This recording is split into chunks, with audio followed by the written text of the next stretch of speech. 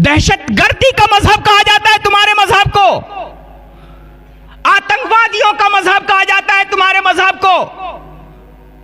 और जिस कौम की बुनियाद ही अमन और शांति है, प्रेम है, मोहब्बत है, उस कौम को आतंकवादी कहा जाता है। तुम्हें मालूम है क्यों? और सुनो, तुमने इल्म छोड़ा, तालीम छोड़ी ना, तो तुम्हारा नुकसान क्या हुआ पता है?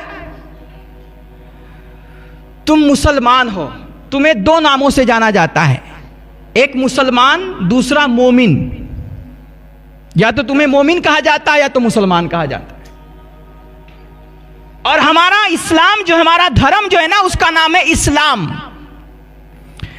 इस्लाम हो, मुसलमान हो या मोमिन हो, आप इसकी जड़ में जाइए ना, तो इस्लाम भी सिल्म से बना है, मुसलमान भी सिल्म से बना है। सिल्म का माना होता है सलामती, अमन, शांति। मोमिन ये अमन से बना है। अमन, अमन, अमन मतलब शांति, इत्मीनान, सुकून। आपको दो नामों से जाना जाता है, मोमिन और मुसलमान, दोनों की बुनियाद अमन और शांति है। आपके धर्म को इस्लाम के नाम से जाना जाता है, इस्लाम का मतलब ही, बुनियाद ही अमन और शांति है। लेकिन जिस कौम का, जिस धर्म की बुनियाद ही अमन और शांति थी, जब तुमने तालीम छोड़ा ना, तो आज उसी धर्म को और उसी धर्म के मानने वालों को टेररिस्ट से जोड़ दिया गया। दहशतगर्दी का मजहब कहा जाता है तुम्हारे मजहब को, आतंकवादियों का मजहब कहा जाता है तुम्हारे मजहब को। और जिस कौम की बुनियाद ही अमन और शांति है, प्रेम है, मोहब्बत है, उस कौम को आतंकवादी कहा जाता है। तुम्हें मालूम है क्यों? क्योंकि जिस पद से तुम्हें आतंकवादी कहा गया था, उस पद पर पे बैठ करके इस्लाम और मुसलमान का मतलब समझाने वाला कोई था ही नहीं तुम्हारे कौम में। जिस कुर्सी पर बैठ करके और जिन ओहदों पे बैठ करके तुम पे इल्जामात लगाए गए थे, उन ओहदों पर बैठ करके तुम्हारे इल्जामात का दिफा करने वाला कोई था ही नहीं तुम्हारे कौम में। फिर तुम लाख झगड़ते रहे, लाख लड़ते रहे, लाख कोशिशें करते रहे, और लाख इधर उधर आंसू बहाते रहे और अपना दिफा करते रहे, लेकिन जितना तुम रोए उतना तुम्हें बदनाम किया गया। तुमने इल्म का दामन छोड़ दिया, तालीम का दामन छोड़ दिया, और तुम्हें कुर्सियों और इख्तिदार हासिल करने में कोई दिलचस्पी नहीं रही। तुमने कुर्सियां छोड़ी तो अल्लाह ने तुम्हारी कुर्सियों पे गैरों को लाके बिठा दिया। तुमने इख्तिदार से बेनियाजी की, इख्तिदार पे अल्लाह ने जालिमों को बिठा दिया। और ये अल्लाह का वादा है कि तुम नहीं सुधरे तो क्या हुआ, अल्लाह तुम्हारे बदले किसी दूसरी कौम को लाएगा।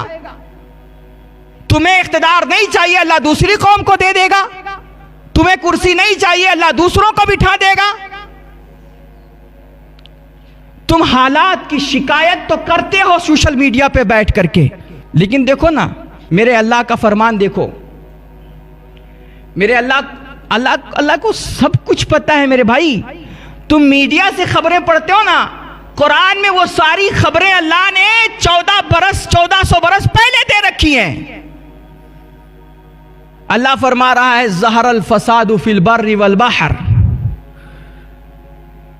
ये सिर्फ इंडिया और हिंदुस्तान का ये हाल नहीं है, आज पूरे आलम इस्लाम में मुसलमान को देख लीजिए, चाहे अफगानिस्तान हो, सीरिया हो, फिलिस्तीन हो, गजा हो, बर्मा हो, आसाम हो, कहीं भी चले जाइए पूरे आलम इस्लाम में मुसलमानों के लिए ये हालात बने हुए हैं। और सिर्फ पूरी रुए जमीन पर ही नहीं, बल्कि समंदरों पे भी झगड़े हो रहे हैं, फसाद बर्पा हो चुका है। अल्लाह फरमा रहा है, ज़हरल फसादु फिल बर्रि वल बहर। खुश्कियों में भी फसाद बर्पा है, समंदरों में भी फसाद बर्पा है। वजह क्या है? वजह क्या है? हर तरफ अमान उठ चुका है, शांति खत्म हो चुकी है, इत्मीनान का जनाजा निकल चुका है। हर तरफ बेअमनी है, बदअमनी है, खौफ है, डर है, दहशत है, हर तरफ फसाद है। वजह क्या है? अल्लाह फरमा रहा है बिमा कसबत ऐदिन नास, ये सब तुम्हारे आमाल की करतूतों की वजह से है, ये सब तुम्हारी बदआमालियों की वजह से है। हालात खराब हैं तो हालात शराब की मस्ती से नहीं बदला करते। हालात खराब हैं तो ये 2:30, 2-2, 3-3 बजे रात तक होटलों पर और चौराहों पे बैठ करके गपशप करने से नहीं बदला करते। हालात खराब हैं तो बेहयाइयां करने से और फसाने से नहीं बदला करते। हालात खराब हैं तो ये दिल में बुग़्ज़, कीना और नफरत पालने से नहीं बदला करते हालात। अल्लाह फरमा रहा है ये जो सारे हर तरफ बदअमनी है, हर तरफ फसाद है, हर तरफ दहशत और खौफ है, हर तरफ एक जो है डर का माहौल बना हुआ है, वजह यह है बिमा कसबत ऐदिन नास, तुम्हारे आमाल खराब हो चुके हैं। हालात की शिकायत कर रहा है हमारा नौजवान, लेकिन फिर भी ये 2:30 बजे रात तक जाग करके सिर्फ व्हाट्सएप और फेसबुक चलाता है और बेहयाइयों के मनाजिर देखता है। हालात खराब हैं लेकिन फिर भी चाय के अड्डे नहीं छूट रहे हैं। हालात खराब हैं लेकिन फिर भी अल्लाह की मस्जिदें वीरान हैं, ये अल्लाह के घर वीरान हैं। और तुम क्या समझते हो कि तुम अल्लाह के घरों को वीरान करके अपने घरों को आबाद कर लोगे? आज तुम्हारे घरों को तोड़ा जा रहा है, बुलडोज किया जा रहा है, तुम्हारी मकानों को गिराया जा रहा है, दुकानों को जलाया जा रहा है। तुमने क्या समझा है कि तुम अल्लाह के घरों से रिश्ता तोड़ करके, अपनी मस्जिदें वीरान करके तुम अपने घरों को आबाद कर लोगे? रब रसूल से रिश्ता तोड़ करके अपनी जिंदगी में खुशहाली ले आओगे और तुम्हें बड़ी सुकून की जिंदगी मिल जाएगी? भूल जाओ यह सब।